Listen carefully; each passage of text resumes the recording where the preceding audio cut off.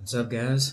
This is Aaron. Let's finish off week 13 best bets for college football. So today, 2 and 3 day. Could have been 4-1, but we had Boise State and North Carolina State blow double-digit leads. Nothing you can do about that, but we got all day Saturday to try to get back on a winning note. Um, Still running 67, 68% in college football this season. So let's get started. So the first game is Georgia against Georgia Tech. We're going to lay 21 in the first half with Georgia. So obviously, Georgia's defense, they give up like 7 points a game. Tennessee got 17 against them, and that's the most they've given up this year. Georgia Tech, I feel like they've kind of quit already. They lost to Notre Dame 55-0 last week. No offense, no defense. I think it was like 45-0 at the half. And this number is only 21. So, Georgia's number two in rush defense. So, Georgia Tech, they kind of have to run the ball for success. And they're a little above average at running the ball. But Georgia, number two in rushing defense. They're number 9 in sacks.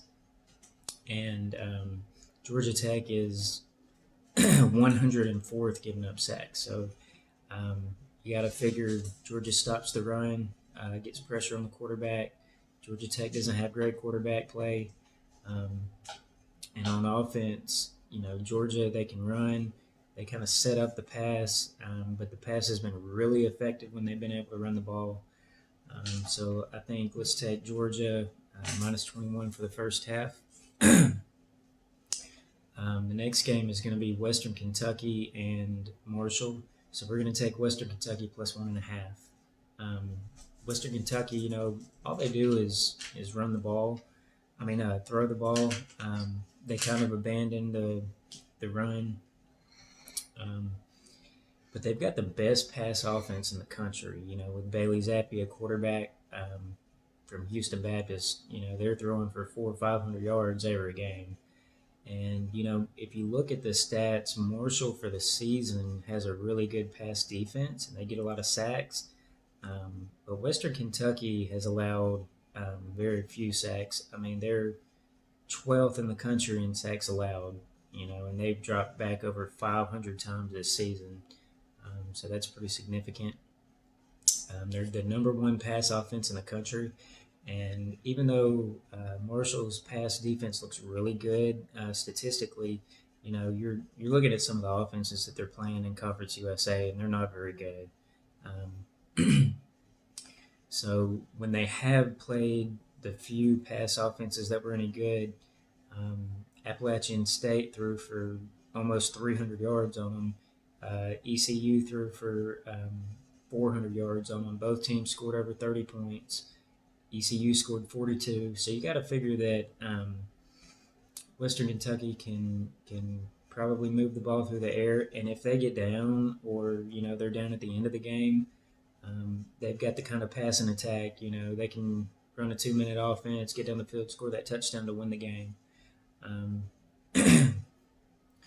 So let's take Western Kentucky plus 1.5. So the third game is going to be Purdue and Indiana. The line is minus 15 for Purdue. But Indiana's 2-9 against the spread this season, and I feel like this is another team that's kind of quit. They turned the ball over 6 times against Rutgers, and they lost by 35. They scored 3 points, and that's against Rutgers. Last week, they lose 35-14 to Minnesota, and that's not a very dynamic offense. It's just a team that loves to just run the ball every play. And Purdue is, they kind of abandon the run. They throw the ball most of the time, and they can, they've gotten 400 yards on just about everybody through the air. Indiana's quarterback play is pretty bad. They've gone back and forth. McCauley, Grimmel, totals played, but nobody's been any good. Their last 3 games, 36 for 85 passing, so that's probably 40% maybe. So, Purdue's defense is not great or anything, but, you know, if they're facing an Indiana team that's already kind of packed it in, maybe you get a little less effort on defense and Purdue can score. Um, and, hopefully with this bad quarterback play that continues, um, Purdue did beat Michigan State, Iowa, Nebraska. These are teams that are way better than Indiana. Last week they beat Northwestern by 18, and Northwestern, Indiana are similar in how they're playing right now. Um, so Purdue is actually 25th in pass defense, which is pretty good. Indiana is 111th in pass offense, so they can't throw the ball. If they need to get back in the game, it's not a really good backdoor cover situation because they're not able to throw the ball, and Purdue plays pretty decent in pass defense, although some of the teams they play are not great pass offenses to begin with. Purdue's not great against the run, 88th, but Indiana's 112th in rush offense. So, the way that you attack Purdue's on the ground, Indiana's not so good on the ground. So let's take Purdue minus 15. So the next game is Syracuse and Pittsburgh. So Pittsburgh is minus 12 and a half, and they've already won their division, the Coastal Division in the ACC. They've got Clemson on deck. This is their chance to win an ACC title. They never get this shot. Clemson just runs the conference, and now that Clemson's a little down, or I guess if Clemson doesn't win, I think it's Wake Forest that'll go. So, this is a big opportunity for Pitt. Are they really looking to run the ball, run the score up? And if they do get a lead, by halftime or into the third quarter, they're going to rest the quarterback. They cannot have Kenny Pickett get hurt. He's, the only shot that they have at winning anything. Syracuse, they're not playing well right now. I think they just lost to NC State by 24. They lost to Louisville pretty bad before that. But, this is the last game of the season. They kind of get to play, the top team in the league, sort of. So this is a good shot to end the season on a good note, at least. Dino Babers needs to show good right now with Syracuse struggling. Syracuse is 19th in yards per carry on defense. Pitt's only 76th in rush offense. So they don't run the ball that well. Syracuse has been able to stop the run. Syracuse is 11th in sacks in the country. So they're able to get to the quarterback. Pitt is 78th allowing sacks. So Syracuse gets sacks. Pitt allows sacks. And this is the number 5 pass defense in the country. And, of course, most of what Pitt wants to do is, throw the ball with Kenny Pickett. So Syracuse is one of the best in the country at stopping that. So as long as we get a good effort and we don't just get a team that's quit, I'm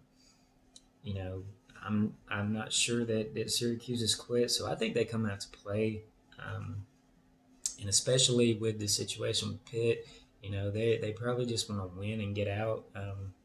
No real reason to run the score up if they can. So let's take Syracuse plus 12 and a half. Okay, so that's 4 that I've got for you here. Follow me on Twitter. I'm probably going to post, I might post more plays tomorrow as the day goes on. I've got my eye on, Penn State money line. It's -4 now, so probably take that, live if they're playing well, and you can see a number that's -2.5 or better. Notre Dame was -17, now it's 21. And I think Stanford's quit, and Notre Dame, I think they've given up like 9 points in the last 3 games, so their defense is playing really well. So I'm looking for a live number at, 17 or better. And then another one I'm looking at is South Carolina's team total under, I think it's 15.5 now. They found a little offense since Brown has been the quarterback for a few weeks, and he's gotten a little more comfortable. But Clemson's defense is very good. Even though the offense is terrible and they're not, winning games by margin anymore, um, their defense is still really good. So I haven't played any of those. I might add something tomorrow. So I've got my Twitter posted in the comment. So that's four for you, and possible ads tomorrow. We're 2-3 on the week, so we want to end this week on a high note. All right, guys, best of luck.